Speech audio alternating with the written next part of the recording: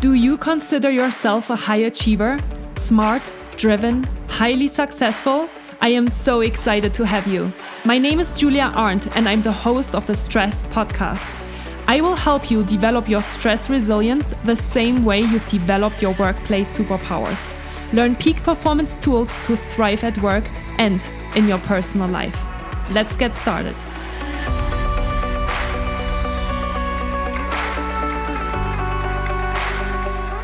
In the summer of 2018, I got diagnosed with burnout and took a 3-month medical leave in order to understand what happened to me and obviously recover. So in today's video, I want to talk with you all about burnout. I want to talk with you about what burnout is, how you can diagnose it, and how you can obviously overcome burnout in the workplace. How you can speak to your manager if you are experiencing signs of burnout, and if you need to leave your job in order to recover from burnout. So I would say, let's get started.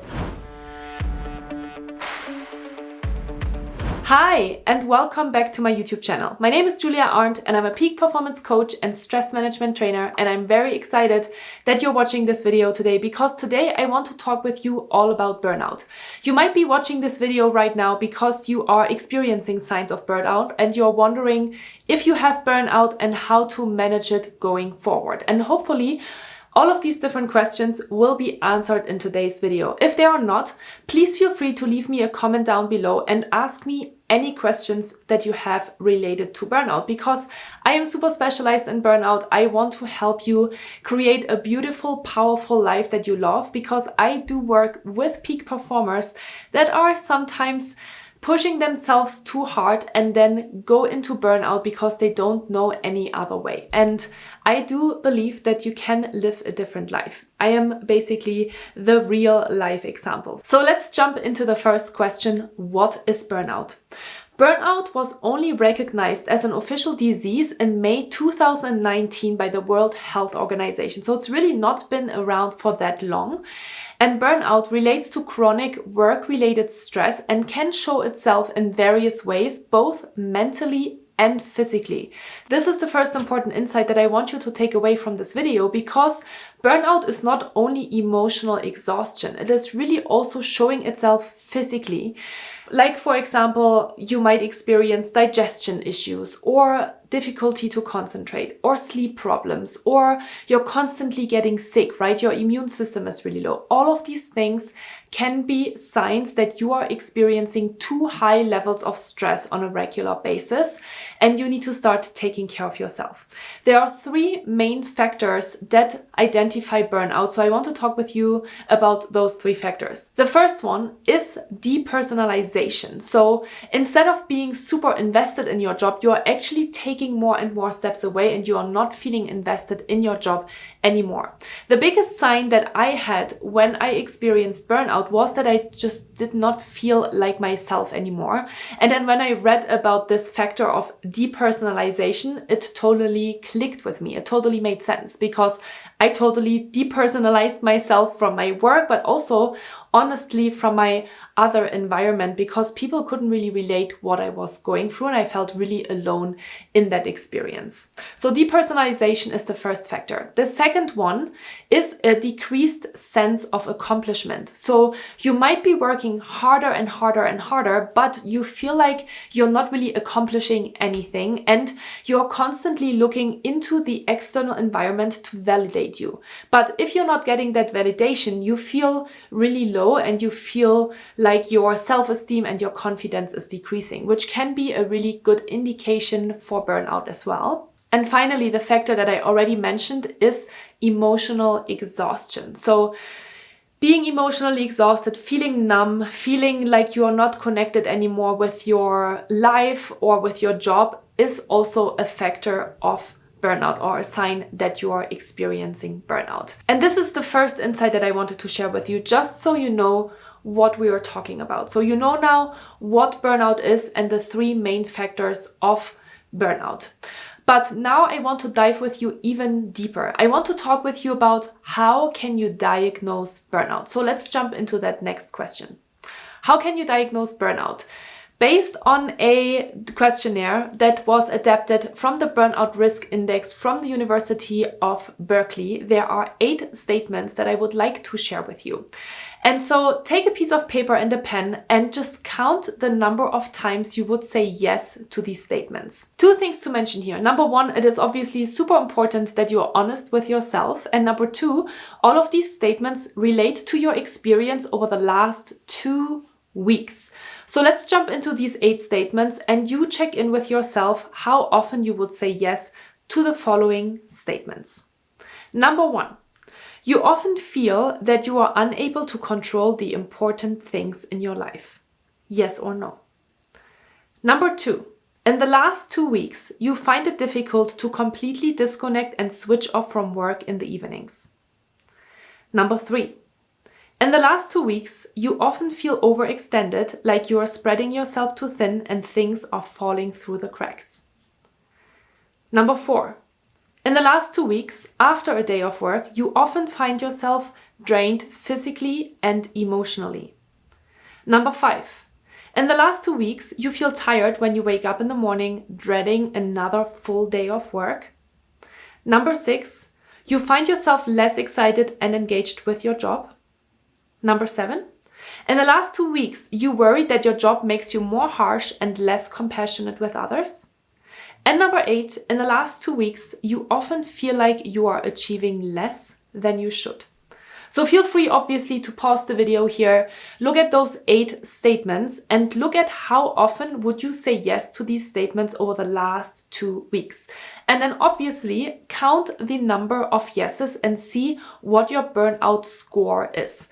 The closer you are to 8, so let's say you have a 5 out of 8, 6 out of 8, 7 out of 8, 8 out of 8, that means that your risk to burning out is pretty high and you should start to pay really close attention to the signals that your body is giving you, because you are obviously currently under a lot of stress.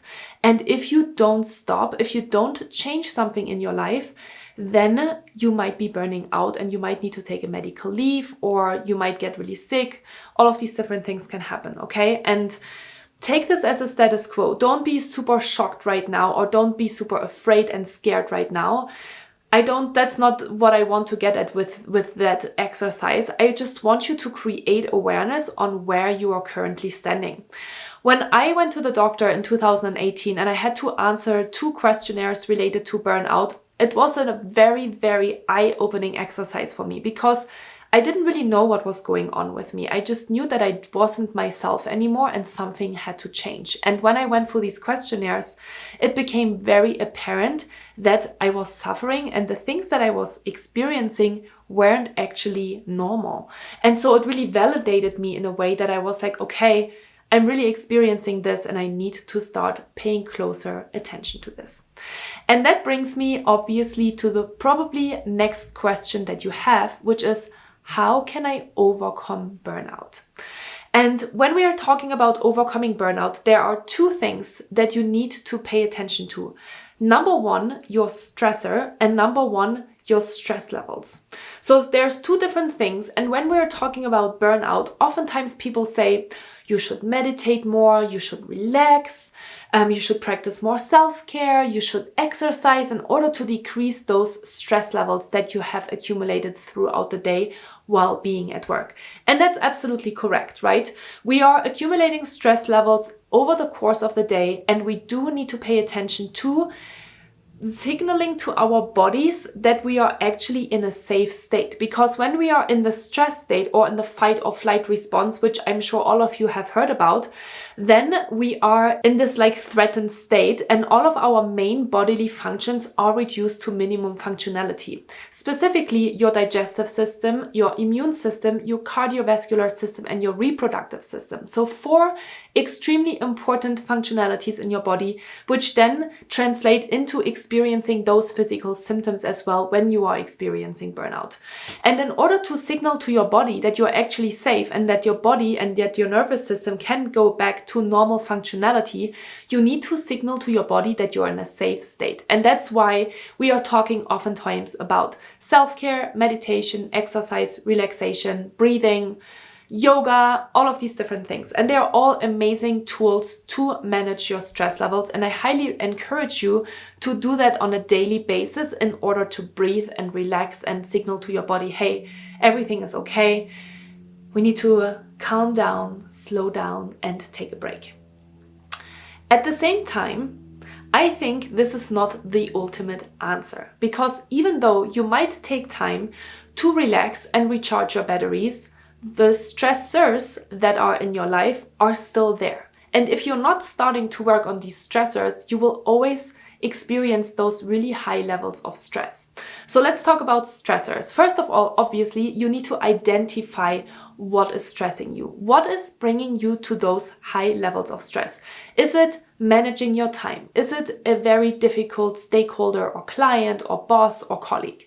Is it your family? Is it your partner? Is it just the lifestyle that you're living right now? You need to identify specifically, hey, what is going on in my life that is bringing me to this fight or flight state all the time? And oftentimes, from my personal experience and obviously my professional experience working with thousands of people over the last few years, it is time management and setting boundaries. That is usually the first thing that I recommend my clients to change, because if you don't have time, if you feel like you have never enough time in the day to get everything done, then you won't also take the time to practice self-care and reduce your stress levels. So time management can be a huge thing to change in order to recover from burnout. When we're looking at the numbers of burnout, first of all, we can see that burnout is a real problem. 9 out of 10 Americans, 89%, are experiencing burnout in 2021.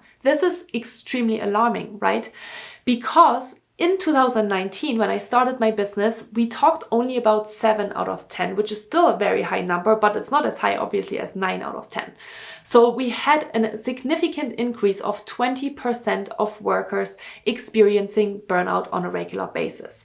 And when you're looking at these other numbers and those top factors that are fueling burnout, it becomes really clear that it has something to do with time, with how we are managing our time and how we are setting priorities. So again, that is the reason why I'm talking about time management. It is really important that you are realizing that if you start to manage your time, it can have a significant impact on your life.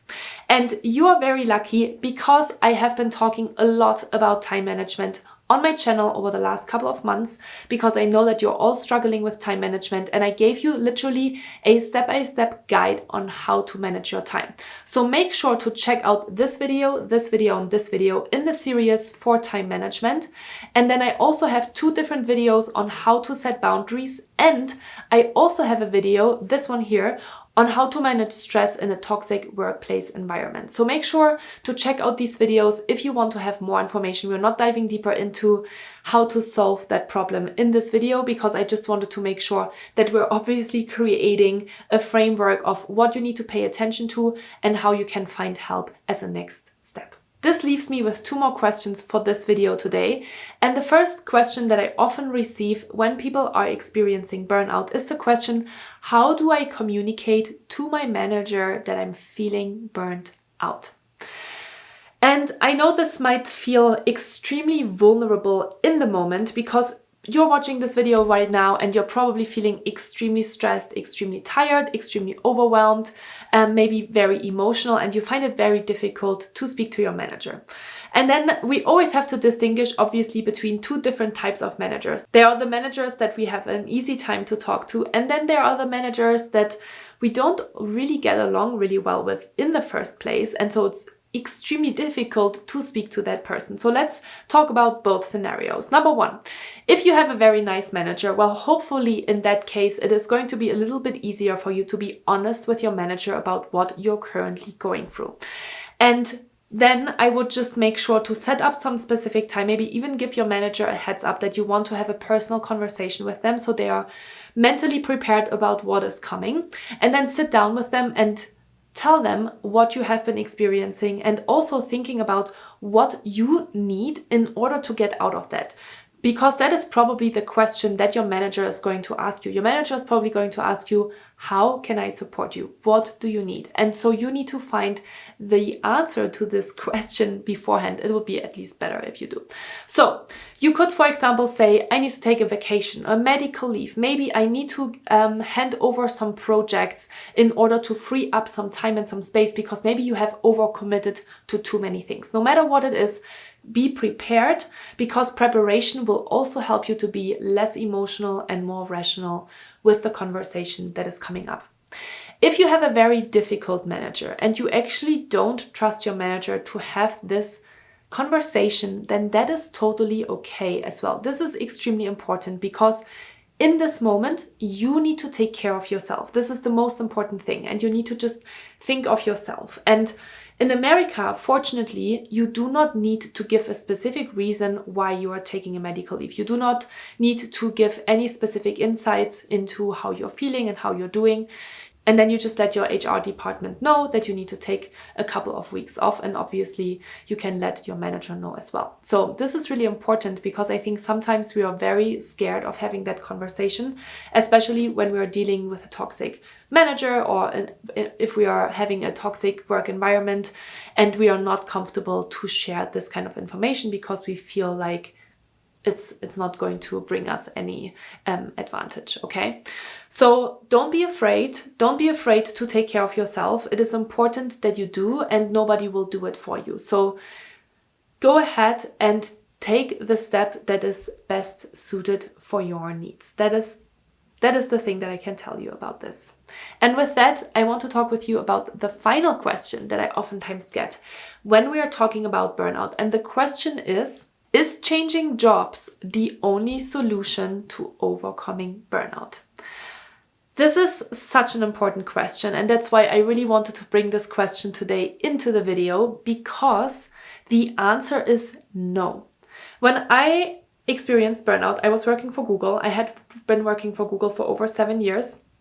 And I did decide after my medical leave that from a personal perspective, I needed to make a job change, because I wanted to move somewhere else and my team didn't support it. And that was totally okay. It was really a personal decision. But at that time, that was my only solution that was left, because I had been looking into different alternatives before. And at the same time, I also became super passionate about the subject of burnout, mental health, stress management, and productivity tools to help people sustain their performance over time. So I did decide to build my own business. Now, let me ask you this question. Do you think it is less stressful to work in a corporate job with great benefits and great environments, or when you are starting your own business? Right. It is way more stressful and way more risky to start your own business. However, I made that decision. So no, I did not need to leave my company in order to overcome burnout. I actually had to work very, very hard on myself, because I was prone to burnout. I was prone to working myself to the ground, because that was a habit of mine. And so what I really needed to do was I needed to change my habits. So if you do like your job, if you do like your company, do not believe that you need to change your job in order to overcome burnout. That's absolutely incorrect, because when you're leaving your job and you're going to that next company, you take all of these bad habits that you have created with you. And so even though you might experience a 3 to 6 months honeymoon phase in a new job or in a new role or in a new company, you will at the end of the day go back to those bad habits that you have created over the past couple of years. So it is really important that you realize that you need to start making specific changes to your habits and to your routines in order to create a more sustainable lifestyle. So that goes back to creating self-care times, creating better time management schedules, creating better calendars, setting better boundaries, shifting your mindset, right? There's all these different things that we need to work on in order to create a better balance for ourselves. The reason why I built the peak performance method is exactly for that reason, because I want to help people understand what kind of habits they need to work on in order to build that sustainable lifestyle. So if you're curious to learn more about the peak performance method and those 9 components that are necessary in order to build the life that you love, feel free to check out my website. I will link it down here in the show notes. So yeah, my final words to burnout are that you have a choice. I think this is the most important thing that I would love you to take away from this video today. You have a choice. We oftentimes think, I don't have a choice. I need to stay in this job because I need to make money. I need to say yes to all of these different meetings because I don't have a choice, because people expect that of me. But you need to realize that you have a choice. You are making decisions and you need to make a choice and think about what is it that is really important for you. And then you need to take the responsibility of the choices that you are making. And at the end of the day, we are all adults and we know what is good for us and what is not so good for us. And sometimes we need to learn the hard way, which is totally okay, but it doesn't mean that we cannot change it. So I hope that you found this video helpful. I would really appreciate it if you give me a thumbs up on the video. Leave me a comment down below if you have any other questions or if you want to share anything with us that you're struggling with at the moment. And I'm super happy to dive with you into more specific questions around burnout. But for now, thank you so much for watching. I wish you all the best and I hope to see you in the next video.